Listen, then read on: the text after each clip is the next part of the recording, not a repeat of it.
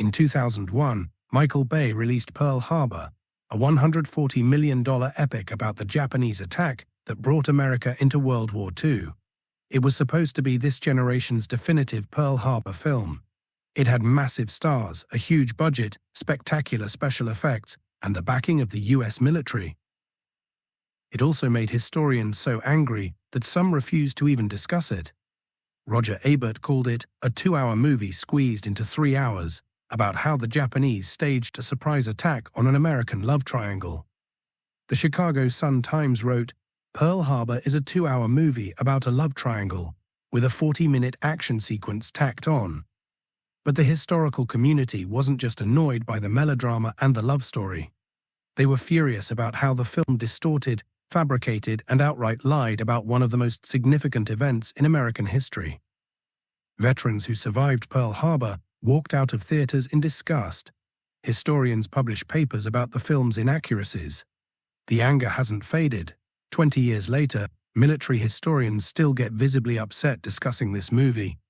Today, we're breaking down what Pearl Harbor got so catastrophically wrong that it still makes historians furious, why these inaccuracies matter, and how a film about one of America's darkest days became a case study in how not to make a historical war film. This is going to be brutal. Let's get into it. Let's start with the most offensive choice: making Pearl Harbor, an event where 2,403 Americans died, into a backdrop for a fictional love triangle. The film focuses on Rafe McCauley and Danny Walker, two pilots who are best friends, and Evelyn Johnson, a nurse they both love. Rafe volunteers to fight in the Battle of Britain, is shot down and presumed dead. Danny and Evelyn fall in love, then Rafe returns alive, and there's a love triangle. Pearl Harbor happens in the middle of this. Then they all go on the Doolittle raid together. This is pure fiction. These characters didn't exist. The love triangle didn't happen. And using the deaths of over 2,000 real people as a plot device to create drama in a fictional romance is what infuriated people. Imagine if someone made a 9/11 movie where the main plot was a love triangle between fictional characters, and the actual attack was just something that happened in the background to complicate their relationship. That's essentially what Pearl Harbor did. Real people died at Pearl Harbor. Real pilots fought, and many died trying to get planes in the air. Real nurses treated horrifically wounded men. Real sailors drowned trapped in capsized ships. Real soldiers burned to death. And Michael Bay decided their story wasn't interesting enough, so he invented fictional characters and a soap opera love story to compete with the actual historical event for screen time. Veterans were especially angry about this. Men who had been at Pearl Harbor, who had lost friends, who carried trauma from that day for 60 years, watched a movie that treated their experience as set dressing for a romantic melodrama. One Pearl Harbor survivor, interviewed after the film's release, said, "I didn't go to see a love story. I went to see Pearl Harbor." Another said the film was an insult to those who died.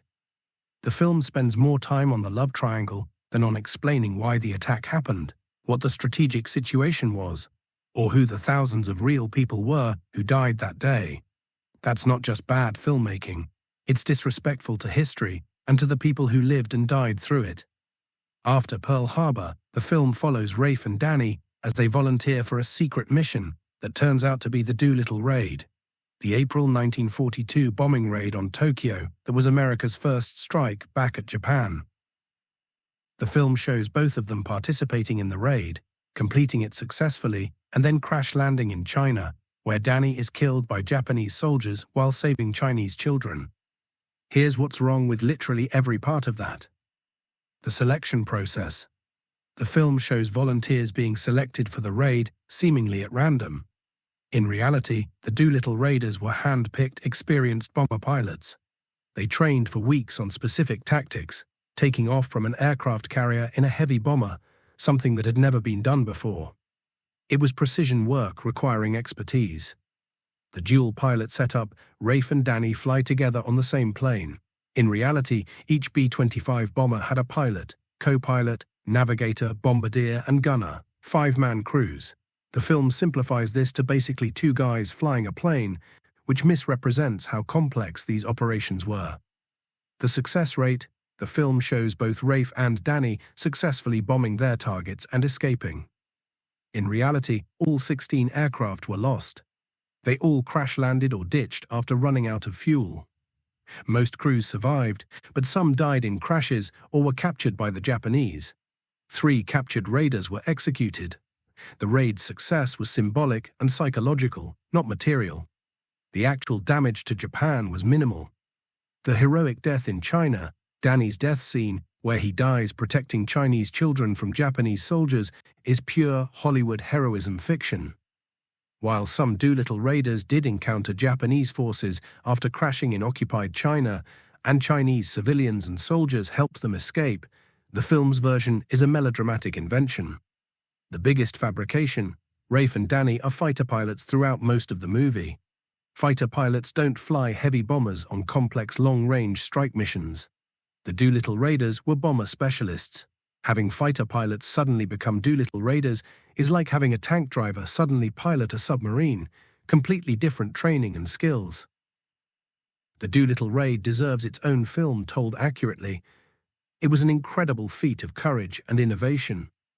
80 men volunteered for a mission they knew was basically suicide, taking heavy bombers off an aircraft carrier, bombing Tokyo, and hoping to make it to China before running out of fuel. Instead, Pearl Harbor uses it as an epilogue to give its fictional characters a hero moment. The real Doolittle Raiders deserved better. Early in the film, Rafe volunteers to fight in the Battle of Britain with the RAF Eagle Squadron, American volunteers in the Royal Air Force. This section is brief but manages to pack in an impressive number of inaccuracies. The timeline: Rafe joins in 1940 and is back in the US by December 1941. In reality, American volunteers in the Eagle Squadrons signed contracts that lasted well beyond when America entered the war. They didn't just pop over for a few months and come home. The action sequence: Rafe single-handedly shoots down multiple German planes in spectacular dogfights. He's portrayed as essentially a one-man air force. Real aerial combat was chaotic, terrifying, and most pilots never scored multiple kills. The handful who became aces were exceptional. Rafe is shown as effortlessly ace-level immediately. Being shot down over the channel, Rafe's plane is hit, he crashes into the English Channel and is presumed dead. He somehow survives and makes it back. This sequence exists purely for plot purposes, to make everyone think he's dead, so the love triangle can develop. It's not based on any real person's experience and treats being shot down over the channel, which killed many pilots, as a minor inconvenience.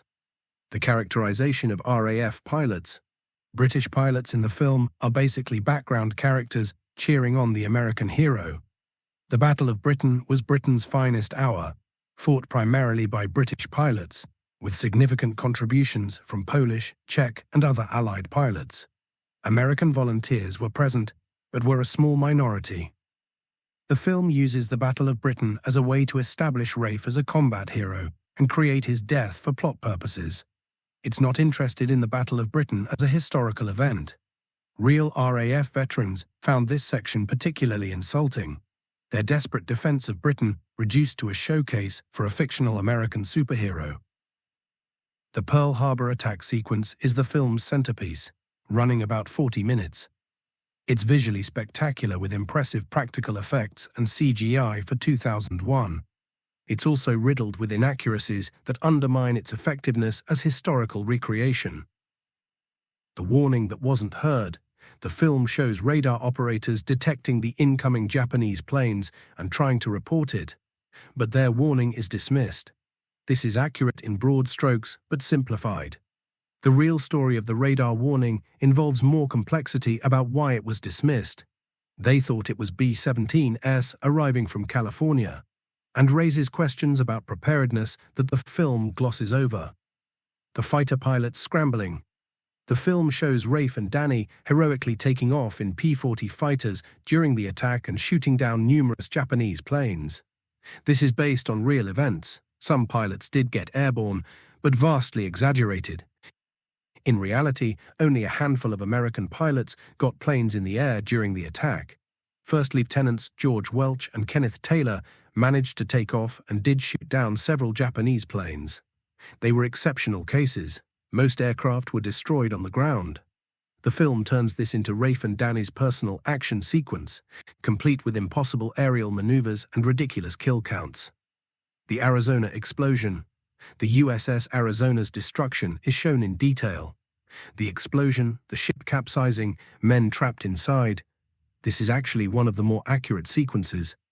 However, the film focuses on dramatic individual survival stories that are fictional rather than the grim reality that 1,177 men died on the Arizona, most trapped below decks.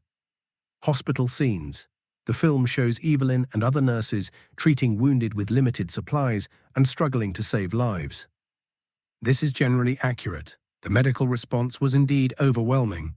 Supplies were short, and nurses and doctors worked heroically. However, the focus stays on Evelyn's personal drama rather than the broader medical crisis. Rafe and Danny's superhuman performance. Throughout the attack, Rafe and Danny shoot down plane after plane, perform impossible maneuvers, and basically single-handedly fight off the Japanese. Real combat pilots who reviewed the film said the flying was video game physics, with moves that would have torn the planes apart or killed the pilots. The film prioritizes spectacle over realism. What's missing? The film barely addresses the intelligence failures that allowed the attack to succeed.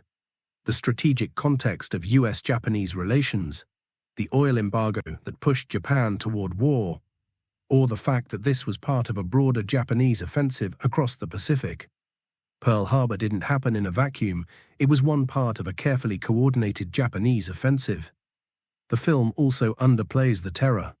Real survivors described the confusion, the screaming, the smell of burning oil and flesh, the sight of men on fire jumping into water covered with burning fuel, the sounds of men trapped in capsized ships, banging on the hulls, knowing no one could save them.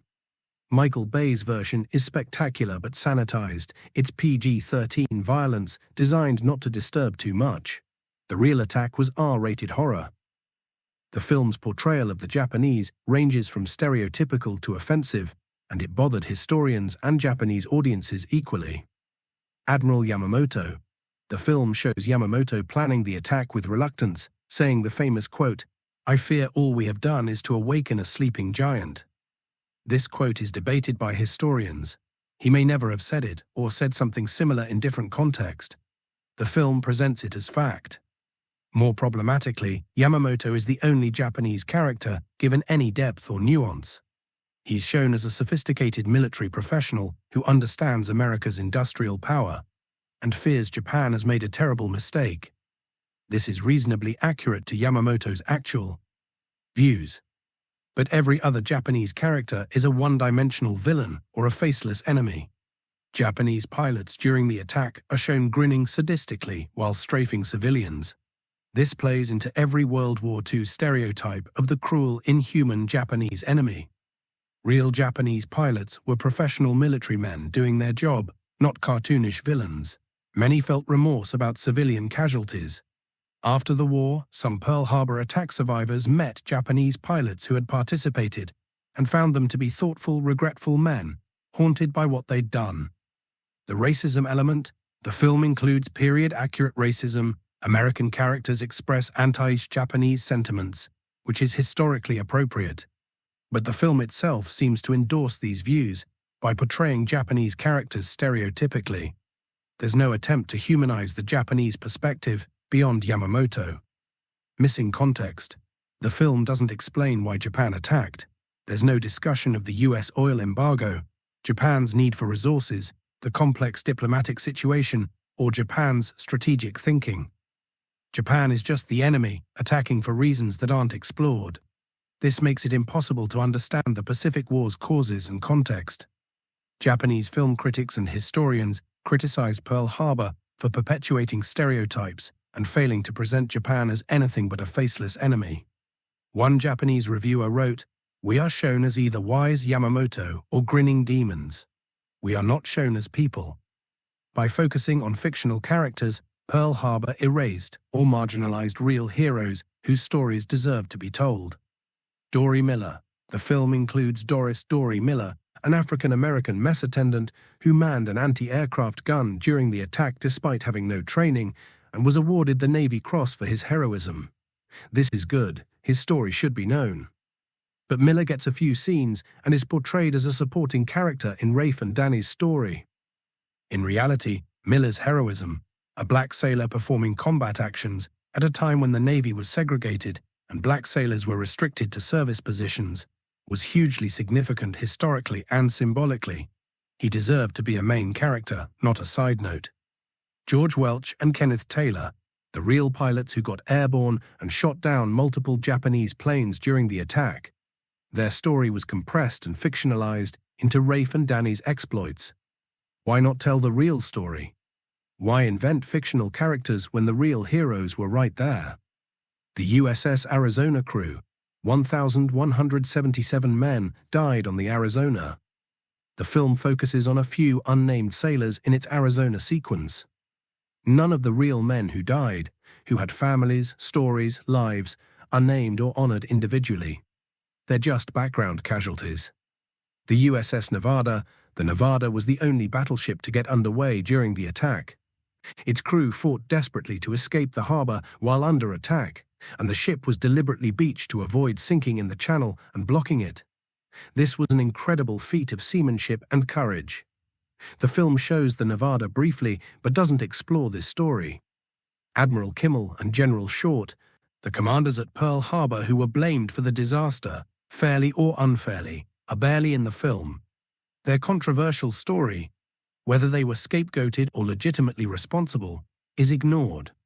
Real people did extraordinary things that day.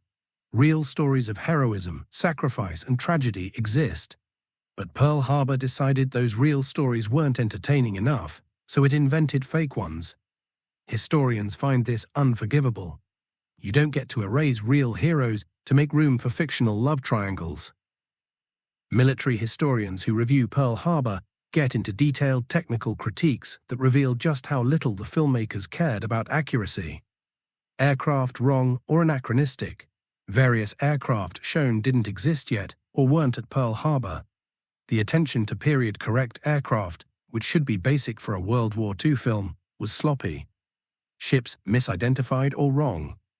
Naval historians identified multiple ships shown that weren't actually at Pearl Harbor, or CGI models that don't match the actual ships that were there.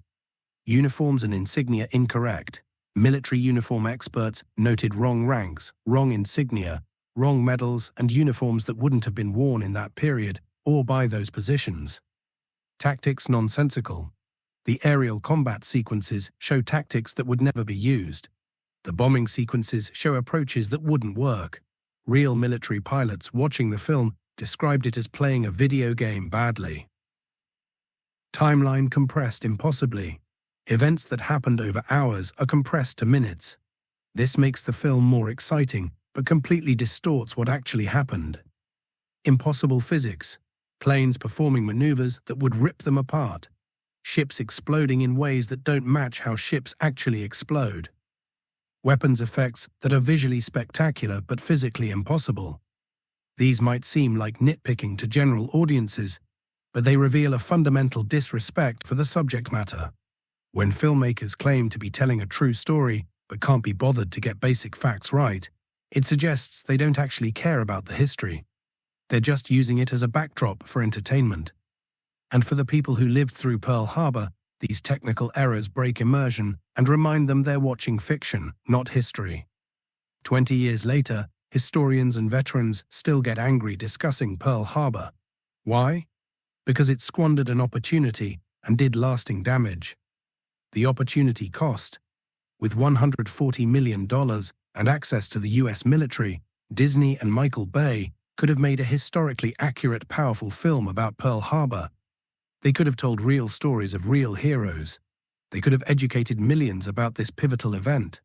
Instead, they made a romance with explosions.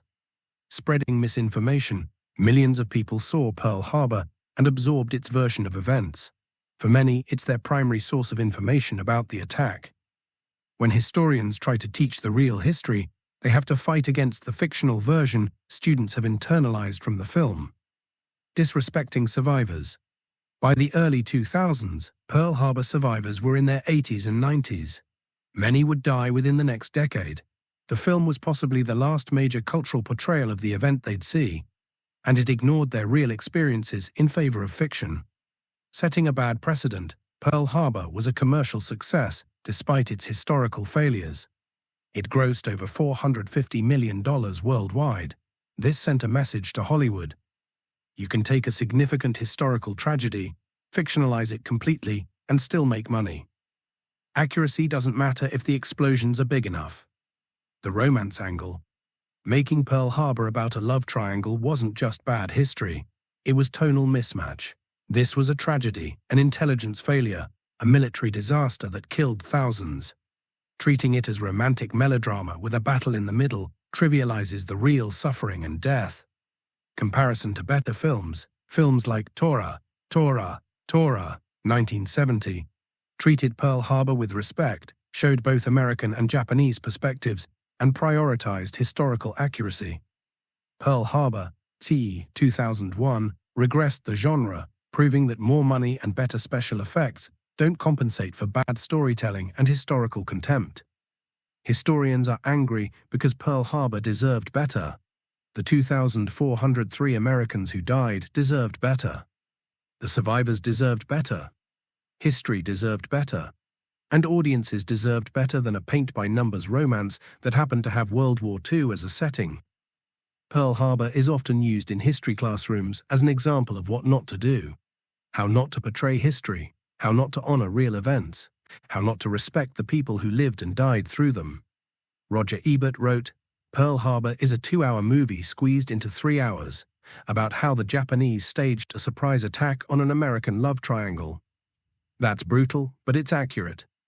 The film had everything it needed to be great: budget, military cooperation, spectacular effects, talented actors, and one of the most significant events in American history. It failed because the filmmakers prioritized melodrama over history, spectacle over substance, and fictional romance over real heroism. 20 years later, historians are still angry. Veterans who saw it were disgusted. Military experts pick it apart in YouTube videos. Film critics mock it. It's become a case study in how Hollywood can take important history and turn it into forgettable schlock. Pearl Harbor, the actual historical event, was a tragedy that changed the course of World War II and shaped American foreign policy for decades. It deserves to be remembered accurately, taught properly, and honored respectfully. Pearl Harbor the movie failed at all three. It took a national tragedy and made it background noise for a love story. It erased real heroes to make room for fictional ones. It simplified complex history into good guys and bad guys. It chose spectacle over truth at every turn. That's why historians are still angry, because we only get so many chances to tell these stories to new generations. And Michael Bay wasted one. If you found this breakdown valuable, let me know what other historical films make historians furious. And if you'll never be able to watch Pearl Harbor the same way again, consider subscribing. Thanks for watching. Remember the real heroes, not the fictional ones.